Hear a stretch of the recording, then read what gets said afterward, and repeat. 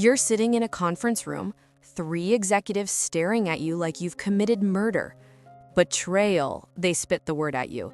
Disloyalty. Your crime? Working weekends to pay your bills because they'd been underpaying you for 3 years. 20 minutes later, you're escorted out like a criminal, box in hand. But here's the thing they didn't know. By firing me, they'd just started a countdown to their own digital apocalypse. And when it hit, they'd come crawling back on their knees. If you've ever been undervalued, underpaid, or called disloyal for simply trying to survive, this story is for you. Smash that subscribe button right now, because what you're about to hear is proof that sometimes the best revenge is becoming so successful that your enemies have to watch from the sidelines. Hit like if you believe in karma, and let's dive into how I went from traitor to the person they desperately needed to save them. My name is Aria Wesley, and for 3 years, I was the invisible guardian angel of a Fortune 500 tech company. Network security architect. Sounds impressive, right? In reality, I was a one-woman army holding together digital infrastructure worth hundreds of millions of dollars. Every firewall, every security protocol, every encryption key. It all ran through my brain, my laptop, my endless overtime hours that were never quite overtime because I was salaried. Let me paint you a picture of what those 3 years looked like. My phone buzzing at 3 a.m. because someone in Singapore couldn't access the server. Racing to my laptop in pajamas, fingers flying across the keyboard while my coffee went cold. 16-hour days during security audits. Canceling vacations because no one else understands the system.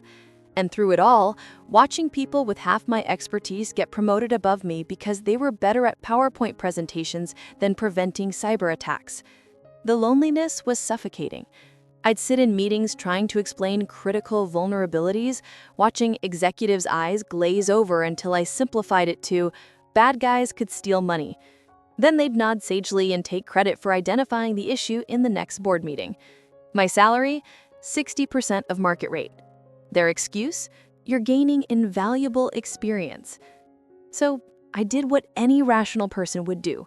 I started consulting on weekends, just small projects at first, helping a startup here, advising a small firm there.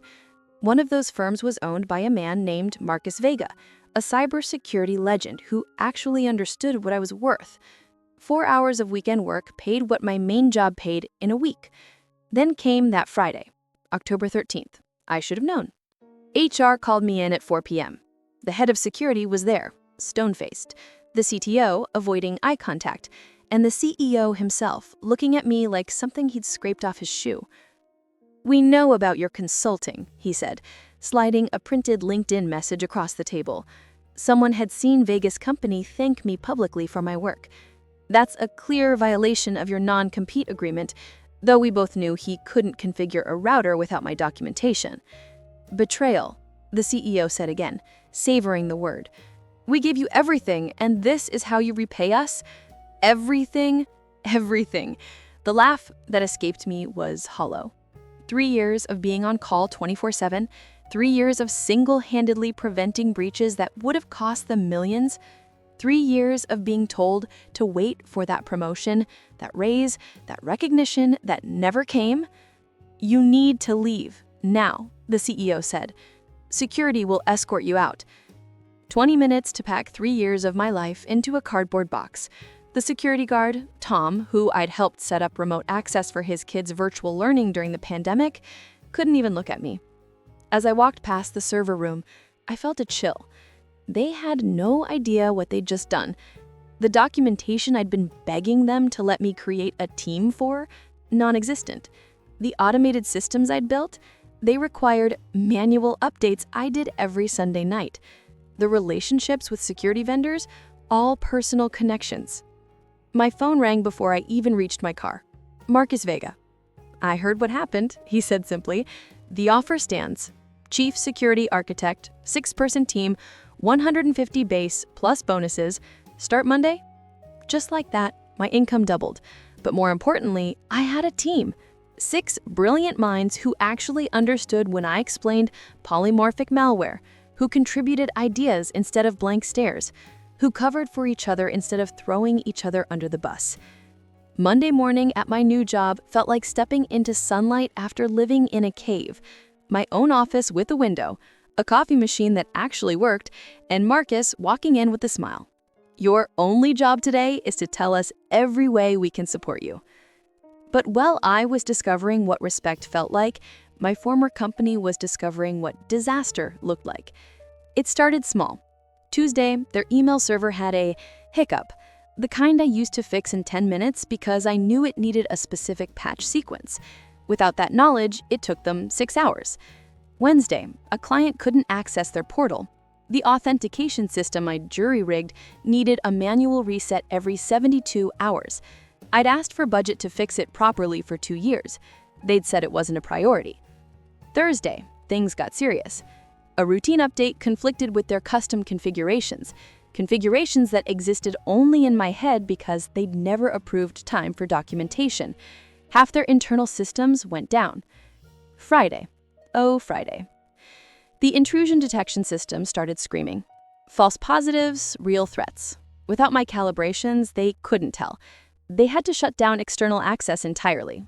$1 million deals on hold. Clients furious. My phone started buzzing Friday afternoon. Unknown number after unknown number. I didn't answer. Then came the emails. First from HR. Small miscommunication, explore options for contract work.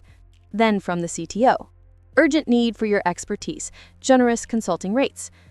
Monday morning, when their stock price had dropped 12% and a data breach was looking imminent, the laughter stopped. Marcus sat me down. You could let them burn, he said. No one would blame you. Or, I asked, or you could teach them a lesson they'll never forget. That afternoon, I called them back. The conference call had 12 people on it, the entire C-suite plus board members. Aria, thank God, the CEO started. We need you back. Name your price. I don't want to come back, I said calmly, but I will help you. As a consultant. Here are my terms. The silence was deafening as I laid them out. $500 per hour, minimum 40-hour contract, paid up front. A public statement acknowledging their failure to maintain proper security infrastructure. Full severance packages for the 3 IT staff they laid off last year while giving executives bonuses. And the immediate creation of a properly staffed, properly funded security department. That's extortion, someone spluttered. No, I said. That's the market rate for someone who can save your company from complete digital collapse. You have 1 hour to decide. They called back in 30 minutes. Yes to everything. I spent the next 2 weeks remotely walking their new team through everything I'd built, creating the documentation they'd never let me create, building the redundancies they'd never funded, training the people they'd never hired. And with every fix, every explanation, every system restored, they understood exactly how badly they'd failed. The public statement was beautiful. We failed to recognize and support critical talent in our organization, leading to preventable system failures. Tech blogs had a field day. Their stock took another hit. Meanwhile, at Vegas firm, Marcus was watching me manage this crisis with the precision of a surgeon. I want you to lead a new division, he said. Crisis management and security consulting. Your team, your rules, your vision.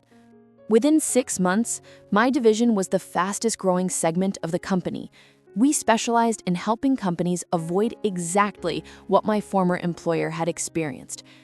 The irony wasn't lost on anyone when we won Innovation Team of the Year at the same conference where my former company was notably absent, still recovering from their self-inflicted wounds. They survived, barely, a shadow of their former selves with a security department that now costs them 3 times what it would have to simply pay me fairly. They send recruiters after me every quarter, each offer more desperate than the last. I decline them all with a polite form letter. But here's the thing about revenge that took me months to understand. Watching them panic, seeing them beg, forcing them to admit their mistakes publicly, that felt good for about a week. But you know what feels good every single day? Walking into an office where my expertise is valued, leading a team that respects me, seeing my bank account reflect my actual worth, building something amazing with people who get it. The real revenge wasn't their failure, it was my success. It was becoming so indispensable somewhere else that they had to watch from afar as I built an empire from the ashes of their disrespect. They called me a traitor for trying to survive. But betrayal isn't working weekends to pay your bills. Betrayal is taking someone's expertise, their dedication, their literal years of life, and telling them they should be grateful for the experience while you pocket millions from their work. If you've ever been called disloyal for knowing your worth, drop a comment below. What's the most satisfying moment of professional karma you've witnessed? Hit subscribe if you believe that the best revenge is massive success, and share this with anyone who needs to hear that their expertise has value, even if their current employer can't see it. Remember, sometimes the best thing that can happen is getting fired from a place that never deserved you.